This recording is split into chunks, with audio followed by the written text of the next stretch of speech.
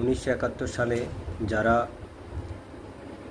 তাদের তাজা রক্ত দিয়ে এই বাংলাদেশ নামক স্বাধীন রাষ্ট্রকে গঠন করেছিল, আজকে তাদের রুহের আত্মা অনেক কষ্ট পেয়েছে। কারণ আজকে স্বাধীনতার 55 বছর পর এই এটিএম আজহার রাজাকারের বাচ্চারা এবং রাজাকার এই সাদা শকুন জাসদের সাবেক জাসদের এই নেতা সাবেক জাসদ যে করেছিল এই শফিকুর রহমান আজকে সংসদে গিয়েছে। আমি মনে করি সংসদকে অবমাননা করেছে তাদের এই প্রবেশের মাধ্যমে।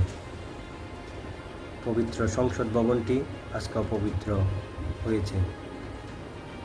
ইনশাআল্লাহ আমাদের দেশনায়ক তারেক রহমান প্রাইম মিনিস্টার, ওনার নেতৃত্বে বাংলাদেশ সুন্দরভাবে গঠিত হবে। আমি আরেকটা কথা বলতে চাই, যারা এত বছর ধরে জান্নাতের টিকিট বিক্রি করেছিল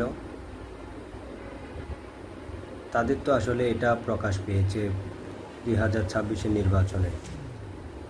তারা মানুষদেরকে ব্রেন ওয়াশ করে জান্নাতি দল বলে বলে মানুষকে কনভিন্স করেছে, অথচ তারা যে ক্ষমতার লোভে কতটুক মাটিতে নামতে পারে, কতটুক ডাস্টবিনে যাইতে পারে সেটা বাংলার মানুষ এই 2026 সালে দেখেছে। এবং তারেক রহমান সাহেব তো নির্বাচনী অন্যতম প্রধান ইশতেহার ছিল ফ্যামিলি কার্ড দিবে গরিব অসহায় লোকদের।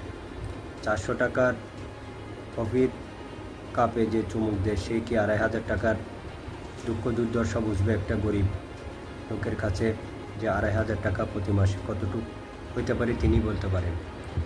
তাই ফ্যামিলি কার্ড তো আমরা পাইলাম, রাগ তোদের ফ্যামিলি কার্ড বলা। এই সাদা শকুনকে আমি বলবো, দেখ তারেক রহমানের ফ্যামিলি কার্ড সাদা শকুন, তোদের এই তথাকথিত জান্নাতি টিকিট কবে পাবো বা কবে পাবে আমাদেরকে একটু কাইন্ডলি জানাবেন।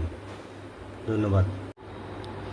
সাদা শফিক এই কুখ্যাত জামাতের আমিরকে আমি বলবো যে 1971 সালে রাজাকারের হাতে লেগে থাকা রক্তের দাগ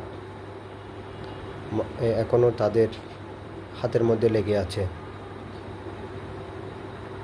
আজকে সংসদের প্রথম অধিবেশনে এই সাদা শফিক বলেছে